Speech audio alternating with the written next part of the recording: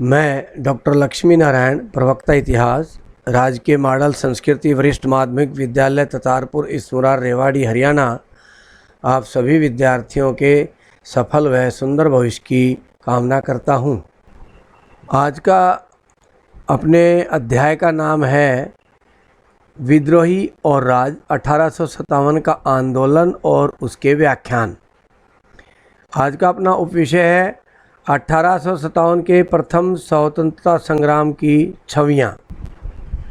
और विद्यार्थियों, 1857 के प्रथम स्वतंत्रता संग्राम क्रांति की छवियों के बारे में पढ़ते हैं। हमारी पाठ्य पुस्तक में इस विषय को विद्रोह की छवियों के रूप में पढ़ाया गया है। हमने अभी 3 शब्द 1857 के लिए प्रयोग किए। एक प्रथम स्वतंत्रता संग्राम, दूसरा क्रांति और तीसरा विद्रोह। इन तीनों के विद्यार्थियों अलग अलग अर्थ हैं। स्वतंत्रता संग्राम का अर्थ होता है विदेशी शासन सत्ता को उखाड़ फेंकने के लिए किया गया आंदोलन। क्रांति शब्द जो है वो विदेशी या स्वदेशी सत्ता यदि हो और उस व्यवस्था को बदलने के लिए जो आंदोलन किया जाए उसको क्रांति कहा गया है। यानी कि व्यवस्था में आमूल चूल परिवर्तन करने के लिए जो आंदोलन होता है उसको क्रांति कहते हैं। क्रांति के अनेक मीनिंग निकलते हैं। तीसरा शब्द हमने प्रयोग किया विद्रोह। विद्रोह शब्द जो है वो अपने शासन सत्ता के द्वारा अपनों का जब शोषण हो और उस शोषण के खिलाफ कोई आंदोलन खड़ा हो जाए उसको विद्रोह कहा जाता है। यानी कि अपने लोगों द्वारा यदि सत्ता यहाँ स्थापित है और उसमें यदि शोषणकारी सत्ता है तो उसमें जनता जब सत्ता के खिलाफ आंदोलन खड़ा कर दे उसको विद्रोह कहते हैं। तो इस तरह से 1857 की क्रांति के लिए हम 3 शब्दों का प्रयोग करते रहे हैं, परंतु अंग्रेज अपने नहीं थे, इसलिए ये विद्रोह किस आधार पर है ये विचारणीय है। हम इस विद्रोहियों की गतिविधियों और उन पर किए गए दमन के तरीकों के बारे में किस तरह जान सकते हैं। विद्रोहियों की सोच के बारे में हमारे पास बहुत कम दस्तावेज हैं कि विद्रोही क्या सोचते थे, कैसे अपनी योजना बनाते थे, कैसे वो अपना संदेश भेजते थे, कैसे वो हिंदू मुस्लिम एकता के लिए प्रयास करते थे। फिर भी इतिहासकारों ने कुछ दस्तावेज ढूंढे हैं जो हम 3 भागों में बांटते हैं। पहला है विद्रोह की कुछ घोषणाएं, अधिसूचनाएं और नेताओं के पत्र। एक घोषणा पत्र हमें घोषणा पत्र पाते हैं आजमगढ़ का घोषणा पत्र 25 अगस्त 1857 का। इस घोषणा पत्र में हिंदू मुस्लिम एकता की बात कही गई है और इस पर जोर दिया गया है। साथ ही इसमें व्यापारियों के, जमींदारों के हितों को साधने के लिए भी संदेश दिया गया है कि यदि अंग्रेज गए तो आपके हितों का ध्यान रखा जाएगा। सरकारी कर्मचारियों के हितों के बारे में भी बात कही गई। कारीगरों के बारे में भी कहा गया कि आपके हितों का ध्यान रखा जाएगा। इस तरह से पंडित, फकीर और अन्य ज्ञानी व्यक्तियों के हितों की भी बात इस आजमगढ़ घोषणा पत्र में कही गई। इसमें हर धर्म, जाति, वर्ग सबका साथ लेने के लिए अंग्रेज़ों के खिलाफ ये घोषणा की गई थी। ऐसे कुछ अधिसूचनाएं भी मिलती हैं और ऐसे कुछ सैनिकों के और नेताओं के पत्र हमें मिलते हैं जो अंग्रेज़ों के हाथ लग गए थे और आज जो रिकॉर्ड में है। विद्यार्थियों, हमें अंग्रेज़ों द्वारा लिखित अनेकों दस्तावेज मिलते हैं जिससे हमें अंग्रेज़ों की सोच और अंग्रेज़ों से संबंधित उस समय की सभी घटनाओं का हमें ब्यौरेवार वर्णन मिल जाता है। ये कौन कौन से दस्तावेज हैं जो हमें उस समय के विवरण उपलब्ध कराते हैं। पहला है औपनिवेशिक प्रशासकों की चिट्ठियाँ, डायरियाँ व आत्मकथाएं। चिट्ठियाँ विद्यार्थी उस समय औपनिवेशिक जो प्रशासक थे वो आपस में एक दूसरे को विद्रोह से संबंधित घटनाओं के बारे में चिट्ठियों के माध्यम से लिख करके भेज रहे थे, तो वो चिट्ठियाँ हमें मिलती हैं। इसी तरह से उस समय के अधिकारी, प्रशासनिक अधिकारी, सिविल के अधिकारी डायरियों में अपनी घटनाओं को नोट भी करते थे अपनी डायरियों में, तो उन अधिकारियों की डायरियाँ भी मिलती हैं। फिर इन अधिकारियों ने अपने देश जाकर के आत्मकथाएं लिखी और इस 1857 क्रांति का वर्णन उसमें किया। तो उनसे भी हमें पता चलता है। ऐसे ही उस समय के जो फौजी अधिकारी थे, जो युद्ध के मैदान में स्वयं उपस्थित भी थे, उनकी लिखी हुई चिट्ठियां भी, उनके द्वारा डायरियों में नोट किए हुए कुछ दृष्टांत भी, उनके द्वारा लिखित अपनी आत्मकथाएं भी हमें मिलती हैं, जो उस समय के विवरण को बड़ी अच्छी तरह से प्रस्तुत करती है। और इनसे ये भी पता चलता है कि उस समय ब्रिटिश अधिकारियों के मन में कितना भय और बेचैनी मौजूद थी। इसी तरह से उस समय सरकारी इतिहास भी लिखवाया गया, सभी डॉक्यूमेंट्स इकट्ठे करके और घटना का पूरा विवरण लिखवाया गया था, वो भी हमें उपलब्ध है। उस समय के असंख्य मेमो और नोट्स भी हैं, उनमें भी हमें विवरण मिलता है। विभिन्न रिपोर्ट्स तो सरकार ने तैयार करवाई घटना से संबंधित, उन रिपोर्ट्स के माध्यम से भी हमें उस समय की घटनाओं का विवरण पूरा मिलता है। इसी तरह से ब्रिटिश अखबार और पत्रिकाओं के माध्यम से भी हमें 1857 की क्रांति की जानकारी, उसके दृष्टिकोण के बारे में और उसमें के भारतीय जनता के भावों के बारे में, ब्रिटिश जनता के भावों के बारे में हमें पता चलता है। ब्रिटिश अखबार और पत्रिकाओं के माध्यम से उस समय ब्रिटिश जनता में कैसे भाव थे वो उभर कर आते थे जब ये पत्रिकाएं या अखबार कुछ तस्वीरें, कुछ पेंटिंग्स उसमें छापती थी। अखबारों के अंदर, पत्रिकाओं के अंदर भारत के सैनिकों के द्वारा या भारत की जनता के द्वारा जो हिंसा की जाती थी, उस हिंसा को बड़े लोमहर्षक शब्दों में इन अखबारों और पत्रिकाओं में छापा जाता था।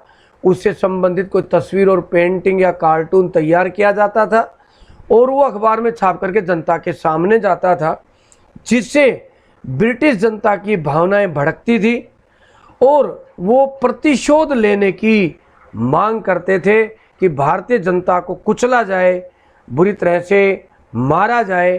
इस तरह के रोल उस समय के अखबार और पत्रिकाओं ने भी निभाए हैं। परंतु इस व्याख्यान में हम तस्वीर और पेंटिंग को देखेंगे कि उस समय जो अखबारों में, पत्रिकाओं में या विभिन्न जगहों पर जो पेंटिंग तस्वीरें उभर कर हमारे सामने आई, उन तस्वीरों के माध्यम से भारतीय जनता में या ब्रिटिश जनता में क्या भाव जागृत होते हैं और उन भावों के जागृत होने से उनकी कैसी भावनाएं भड़कती हैं। भावनाएं भड़कने पर उनमें प्रतिशोध की ज्वाला भड़कती है, जिससे उस समय के विद्रोह को या उस समय की क्रांति को एक अलग दिशा मिलती है। और उसी के आधार पर, इन्हीं जो चीज़ें हमने देखी, इन्हीं के आधार पर हम उन दिशा, उन विचारों को तय करते हैं कि उस समय के अधिकारी, ब्रिटिश अधिकारी क्या सोचते थे, क्या विचार थे, ब्रिटिश जनता क्या सोचती थी, भारतीय जनता क्या सोचती थी, भारतीय राजा क्या सोचते थे। तो इन दस्तावेज़ों से ही हम इन सभी चीज़ों का अनुमान लगाते हैं। आगे हम ब्यौरेवार उन तस्वीरों और पेंटिंग्स को देखते हैं। तो तस्वीरें, वो पेंटिंग्स किस किस रूप में मिलती हैं, जो उस समय का एक महत्वपूर्ण रिकॉर्ड है हमारे पास। ये विभिन्न प्रकार के चित्रों के रूप में हमें मिलती है। पेंसिल से बने रेखांकन हमें मिलते हैं, उत्कीर्ण चित्र हमें मिलते हैं, पोस्टर भी मिलते हैं। ये फिल्मों के पोस्टर भी हैं। आधुनिक काल में 1857 क्रांति को लेकर के अनेक फिल्में बनी हैं और उन फिल्मों के जो पोस्टर हैं वो भी कोई ना कोई छवि को दर्शाते हैं। इस तरह से कार्टून अखबारों में उस समय छपे थे, वो कार्टून भी कोई ना कोई संदेश देते हैं क्रांति के बारे में, क्रांति को दबाने के बारे में, अंग्रेज अधिकारियों के विचारों के बारे में, अंग्रेज सरकार के विचारों के बारे में। इस तरह से बाजार प्रिंट भी हमें उपलब्ध हैं, जिनसे हमें इस विद्रोह की एक तस्वीर बनाने में सहायता मिलती है। विद्यार्थियों, ये एक चित्र देख रहे हैं, रक्षकों का अभिनंदन, ऊपर हेडिंग दिया गया है। इस तरह के अभिनंदन के अनेक चित्र उस समय बने थे। ये एक विशेष चित्र है जो हम आपको दिखा रहे हैं।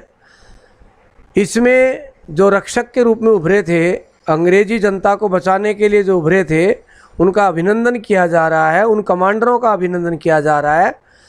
ये चित्र 1859 में थॉमस जॉन बार्कर द्वारा बनाया गया था, जिसका नाम है रिलीफ ऑफ लखनऊ। अंग्रेज़ों द्वारा बनाई तस्वीरों को देखने पर तरह तरह की भावनाएं और प्रतिक्रियाएं पैदा होती हैं। उनमें से कुछ में अंग्रेज़ों को बचाने और विद्रोहियों को कुचलने वाले अंग्रेज नायकों का गुणगान किया गया है। 1859 में थॉमस जॉन बार्कर द्वारा बनाया गया चित्र रिलीफ ऑफ लखनऊ इसी श्रेणी का एक उदाहरण है। जब विद्रोही टुकड़ियों ने लखनऊ पर घेरा डाल दिया तो लखनऊ के कमिश्नर हेनरी लॉरेंस ने ईसाइयों को इकट्ठा किया और बेहद सुरक्षित रेजिडेंसी में पनाह ले ली। बाद में लॉरेंस मारा गया इस रेजिडेंसी की सुरक्षा करता हुआ, किंतु कर्नल इंग्लिश के नेतृत्व में रेजिडेंसी सुरक्षित रही। 25 सितंबर को जेम्स ऑटरम और हेनरी हैवलॉक वहां पहुंचे और उन्होंने विद्रोहियों को तितर बितर कर दिया, अर्थात वहां से भगा दिया और ब्रिटिश टुकड़ियों को नई मजबूती प्रदान की। 20 दिन बाद भारत में ब्रिटिश टुकड़ियों का नया कमांडर कॉलिन कैम्पबेल भारी तादाद में सेना लेकर वहां पहुंचा और उसने ब्रिटिश रक्षक सेना को घेरे से छुड़ाया। अंग्रेजों के बयानों में लखनऊ की घेरेबंदी उत्तरजीविता, बहादुराना प्रतिरोध और ब्रिटिश सत्ता की निर्विवाद विजय की कहानी बन गई। बार्कर की पेंटिंग कैम्पबेल के आगमन के क्षण का जश्न मनाती हुई पेंटिंग है। ये कैनवस के मध्य में कैम्पबेल, ऑटरम और हैवलॉक के तीनों ब्रिटिश नायकों की छवियां बनी हुई है। ये देखिए तीनों ब्रिटिश नायक खड़े हैं विद्यार्थियों। यहाँ इनके इर्द गिर्द खड़े लोगों के हाथों को देखने पर दर्शक की निगाहें चित्र के मध्य भाग की तरफ चली जाती है। ये नायक एक ऐसे स्थान पर खड़े हैं जहां काफी उजाला है,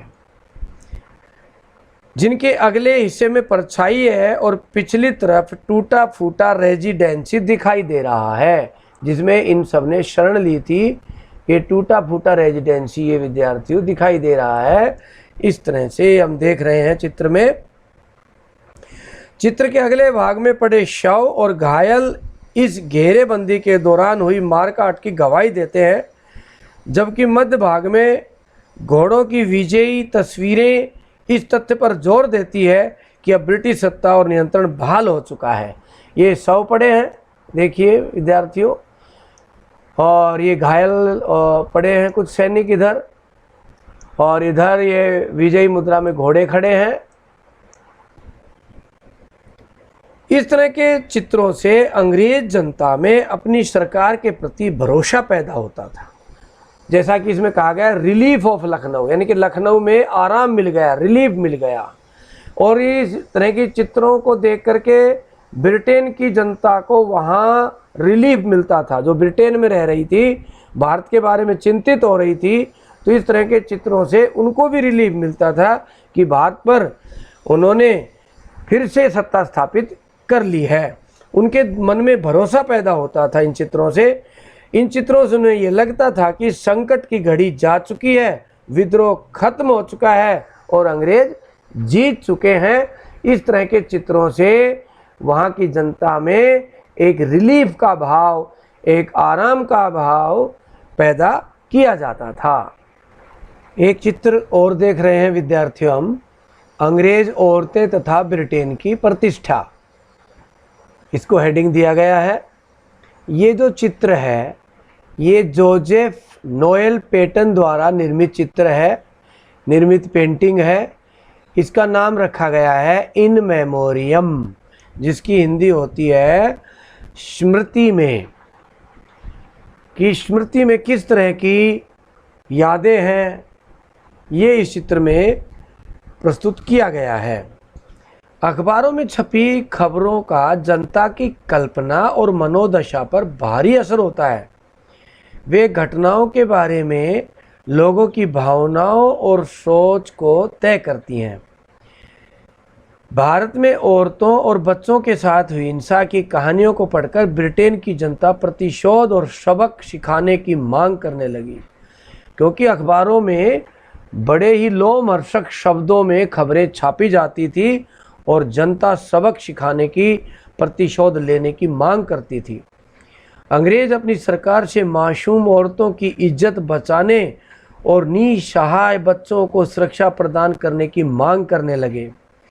कलाकारों ने सदमे और पीड़ा की अपनी चित्रात्मक अभिव्यक्ति के जरिए इन भावनाओं को आकार प्रदान किया कि जो उस समय भय का वातावरण यहाँ के औरतों और बच्चों में था, वो भय का वातावरण दिखाया गया।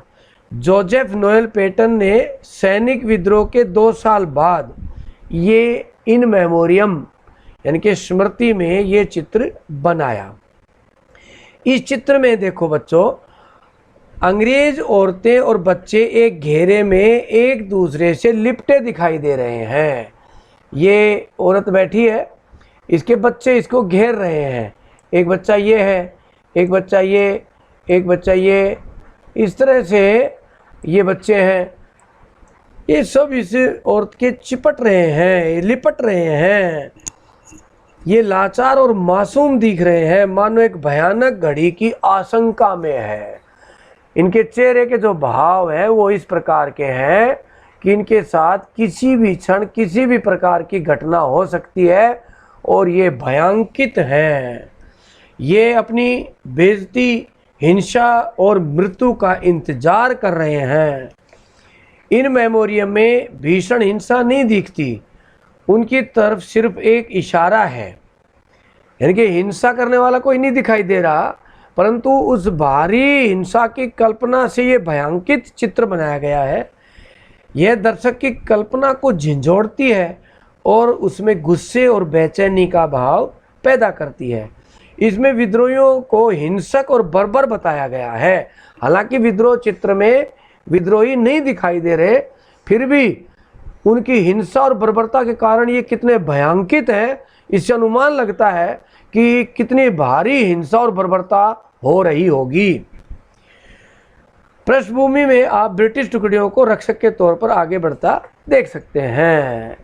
इस तरह से ये देख रहे हैं आप, ये ब्रिटिश टुकड़ी के कुछ सैनिक दिखाई दे रहे हैं पृष्ठभूमि में। तो इस तरह से ये भय और हिंसा और मृत्यु का इंतजार करता हुआ सा एक चित्र महिला और बच्चों का बनाया गया है। तो ऐसी स्थिति में यहाँ की महिलाएं और बच्चे थे, ऐसा वहाँ अखबारों के माध्यम से और चित्रों के माध्यम से ब्रिटेन में प्रस्तुत किया गया था। विद्यार्थियों, ये एक और चित्र, रेखा चित्र या पेंटिंग हम आपको दिखा रहे हैं। इसमें हमें औरत के, स्त्री के अलग तेवर दिखाई दे रहे हैं। जो पिछला चित्र हमने महिलाओं का देखा, वो उसमें वो कितनी भयांकित थी, कितनी असहाय नज़र आ रही थी। वो एक हिंसा की कल्पना में किस तरह से बच्चे चिपटे हुए बैठे थे, परंतु इसमें महिला का दूसरा तेवर दिखाया गया है। इनमें वे विद्रोहियों के हमले से अपना बचाव करती हुई नजर आ रही हैं। उन्हें वीरता की मूर्ति के रूप में दर्शाया गया है। इस चित्र में मिस व्हीलर मध्य में दृढ़तापूर्वक खड़ी है। ये मिस व्हीलर खड़ी है। वह अकेले ही विद्रोहियों को मौत की नींद सुलाते हुए अपनी इज्जत की रक्षा करती है। तमाम ब्रिटिश चित्रों की तरह यहाँ भी विद्रोहियों को दानवों के रूप में दर्शाया गया है। राक्षस दानव के रूप में दिखा रहे हैं विद्रोहियों को। यहाँ 4 कद्दावर आदमी हाथों में तलवारें और बंदूक लिए एक अकेली औरत के ऊपर हमला कर रहे हैं। ये 4 कद्दावर आदमी है, एक ये है, एक नीचे ये, एक नीचे ये, एक ये पीछे से वार कर रहा है। यहाँ इज्जत और जिंदगी की रक्षा के लिए औरत के संघर्ष की आड़ में दरअसल एक गहरे धार्मिक विचार को भी प्रस्तुत किया गया है। यह ईसाईयत की रक्षा का संघर्ष है, ऐसा दर्शाया गया है इस चित्र में।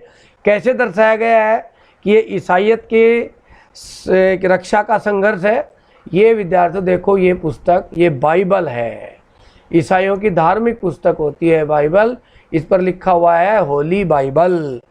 तो ये पुस्तक यहाँ दिखाई गई है। तो इस तरह से ईसाईयत की रक्षा बर्बर लोगों से की जा रही है और किस तरह से एक औरत हथियार उठाकर अपनी रक्षा कर रही है और ईसाइयत की रक्षा कर रही है, इस चित्र से इस तरह का संदेश देने का प्रयास किया गया है कि औरतें भी बहादुरी के साथ वहाँ सामना कर रही हैं और ब्रिटिश जनता में इससे एक अलग ही मैसेज वहाँ जा रहा था महिलाओं की बहादुरी का। विद्यार्थियों, एक चित्र देख रहे हैं, लिखा है प्रतिशोध और सबक। यानी कि इस चित्र में दिखाया गया है कि किस तरह से प्रतिशोध लिया जाए भारतीय जनता से और उसको सबक सिखाया जाए। ब्रिटेन में अखबारों और पत्रिकाओं ने ऐसा माहौल बनाया कि वहाँ की जनता ने वहाँ की सरकार पर दबाव बनाया कि भारतीय जनता को सबक सिखाया जाए और उन्होंने जो ब्रिटिश जनता पर भारत में जो अत्याचार किए हैं उसका प्रतिशोध लिया जाए। तो उन्हीं पर आधारित ये पेंटिंग बनाई गई है, प्रतिशोध लेते हुए। इसका नाम रखा गया है जस्टिस, हिंदी में कहते हैं न्याय। यानी कि न्याय तभी था जब ब्रिटेन के लोग भारतीय लोगों को कुचलें, मारें, उनसे प्रतिशोध लें, ये उनके लिए नज़रों में न्याय था। परंतु भारत में राष्ट्रवादी नज़रों में ये अत्याचार ही था, क्योंकि विदेशी शासन था और उसको उखाड़ फेंकना यहाँ की जनता का धर्म था, हक था, अधिकार था। परंतु उन्होंने अपने हिसाब से ये एक जस्टिस, न्याय नामक चित्र बनाया जो पंच नामक पत्रिका में 12 सितंबर 1857 को छपा था। जैसे जैसे ब्रिटेन में गुस्से और सख्ते का माहौल बनता गया, बदले की मांग बुलंद होती गई। विद्रोह के बारे में प्रकाशित चित्रों और खबरों ने ऐसा माहौल रच दिया जिसमें हिंसक दमन और प्रतिशोध को लाजमी और वाजिब माना जाने लगा। माहौल ऐसा था मानो न्याय के मूल्यों की रक्षा के लिए ब्रिटिश प्रतिष्ठा और सत्ता को दी जा रही चुनौती का निर्ममता से कुचलना जरूरी था। विद्रोह से आतंकित अंग्रेजों को लगता था कि उन्हें अपनी अपराजयता का प्रदर्शन करना ही चाहिए। ऐसा ही एक तस्वीर में इसमें दिखाया गया है। इसमें हम क्या देख रहे हैं? न्याय की एक रूपता स्त्री की छवि दिखाई दी है।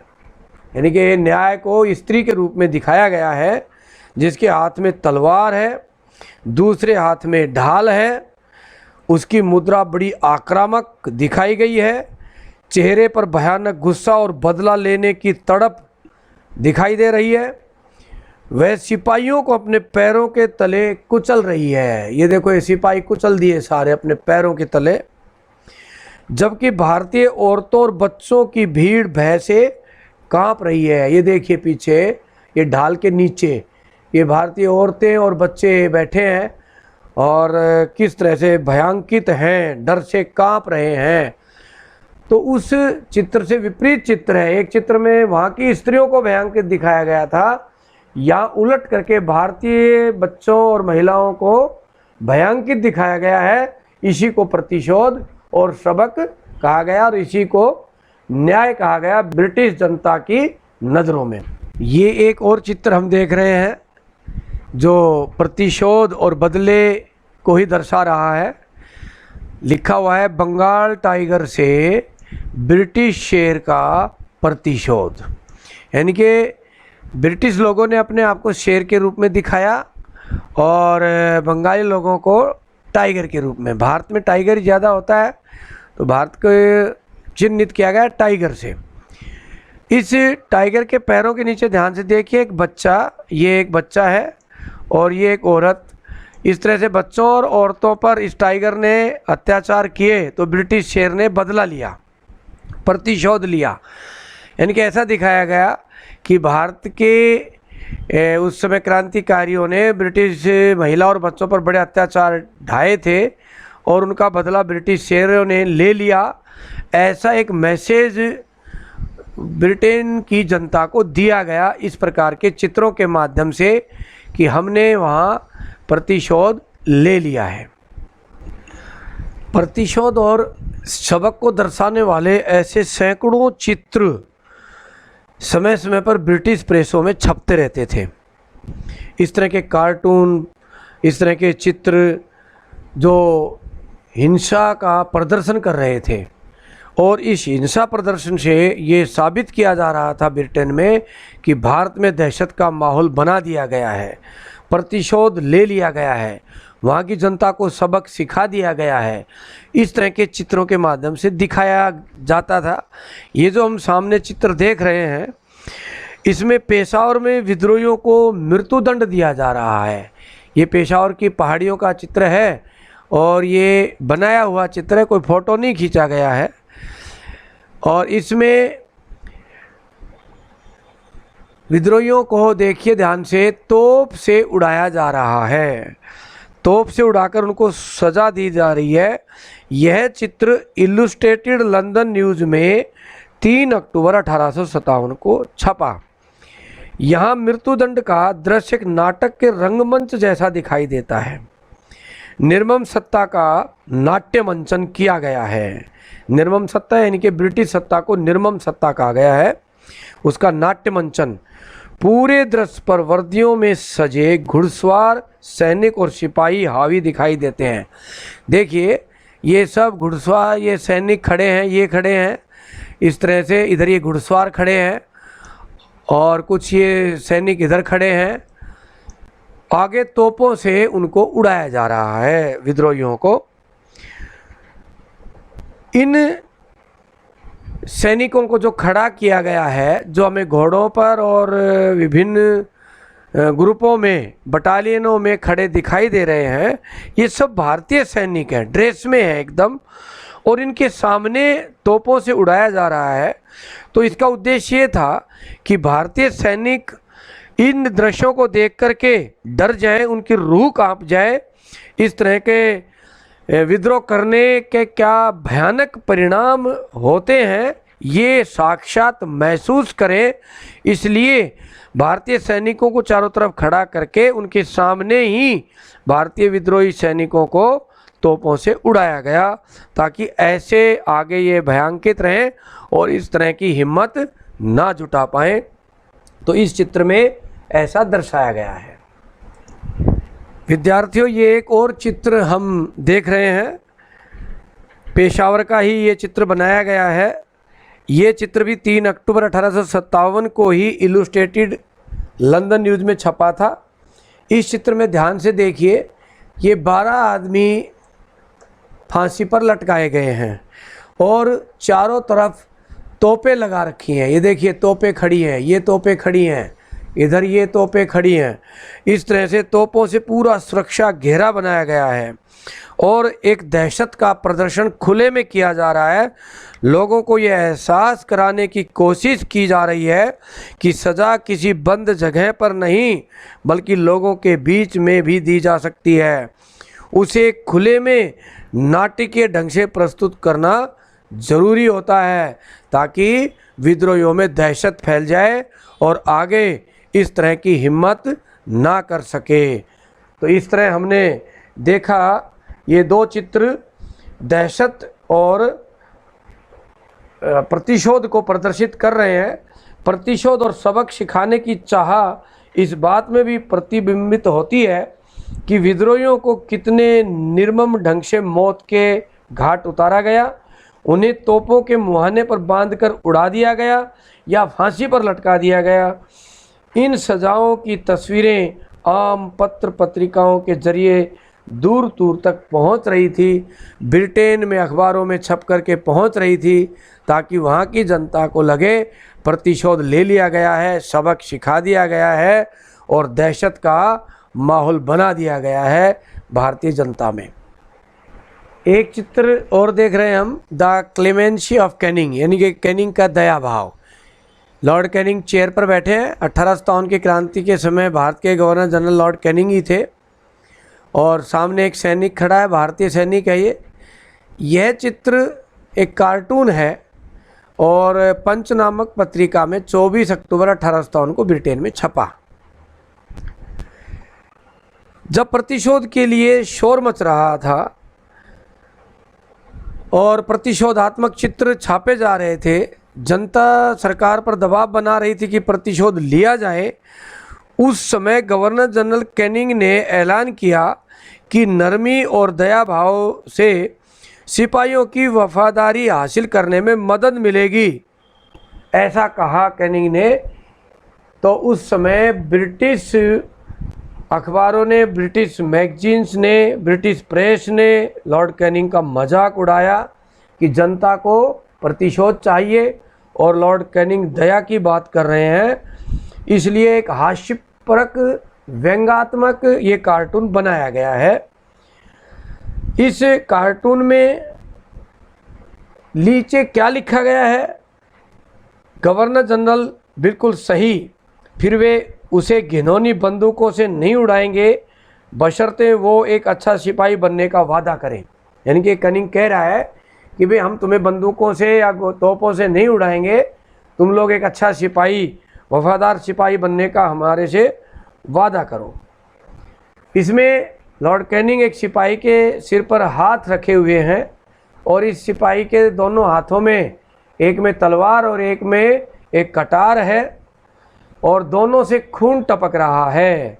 वहीं इसके कपड़े फटे पड़े हैं, खून से सने पड़े हैं और नंगे पैर है। तो इस तरह से दीनहीन स्थिति भारतीय सैनिक की दिखाई गई है और कैनिंग उस पर दया भाव दिखाते हुए दर्शाए गए हैं। ये एक ऐसी छवि थी जो उस समय की बहुत सारी ब्रिटिश तस्वीरों में बार बार सामने आती थी। तो इस तरह से ये संदेश देने का प्रयास किया गया कि सबक सिखाने के बाद अब इनके प्रति दया भाव दिखाया जाए, परंतु कार्टून को व्यंग्य में दर्शाया गया कि जब सब कुछ अत्याचार से ब्रिटिश जनता का इतना नुकसान हो गया और फिर भी दया भाव दिखाने की कैनिंग कह रहे हैं, तो इससे एक व्यंग्यात्मक चित्र बनाकर ब्रिटिश जनता में ऐसा एक प्रचार किया गया कि कैनिंग का कहना सही नहीं है। विद्यार्थियों, अब तक हम ब्रिटिश राष्ट्रवाद को दर्शाने वाले चित्र, पेंटिंग्स और कार्टून देख रहे थे। कुछ चित्र और पेंटिंग्स भारतीय राष्ट्रवाद को दर्शाने वाली भी बनी। 20वीं सदी में राष्ट्रवादी आंदोलन को 1857 के घटनाक्रम से प्रेरणा मिल रही थी। यानी कि जो हमारा आज़ादी का राष्ट्रीय आंदोलन चला प्रथम स्वतंत्रता संग्राम से, तो जो हमारे राष्ट्रवादी लीडर थे, नेता थे, वो प्रथम स्वतंत्रता संग्राम की घटनाओं से प्रेरणा लेते थे। और उस समय विनायक दामोदर सावरकर ने प्रथम स्वतंत्रता संग्राम पर एक पुस्तक लिखी जो बड़ी प्रमाणिक पुस्तक थी। वह पुस्तक उस समय के राष्ट्रवादियों के लिए गीता बन गई। ब्रिटिश सरकार ने उसको प्रतिबंधित किया, फिर भी विदेशों में छप करके भारतीय राष्ट्रवादियों तक वो पुस्तक पहुंचती थी। उसमें पढ़ करके, वहाँ के चरित्रों को पढ़ करके, राष्ट्रवादी नेताओं को पढ़ करके, और हमारे राष्ट्रवादी नेता प्रेरणा ले रहे थे 1857 के राष्ट्रवादी नेताओं को पढ़ करके। इस तरह इस विद्रोह के इर्द गिर्द राष्ट्रवादी कल्पना का एक विस्तृत दृश्य जगत बुन दिया गया था। इसको प्रथम स्वतंत्रता संग्राम के रूप में याद किया जाता था, जिसमें देश के हर तबके के लोगों ने साम्राज्यवादी शासन के खिलाफ मिलकर लड़ाई लड़ी थी। इतिहास लेखन की तरह कला और साहित्य ने भी 1857 की स्मृति को जीवित रखने में योगदान दिया। विद्रोह के नेताओं को ऐसे नायकों के रूप में पेश किया जाता था जो देश को रणस्थल की तरफ ले जा रहे हैं।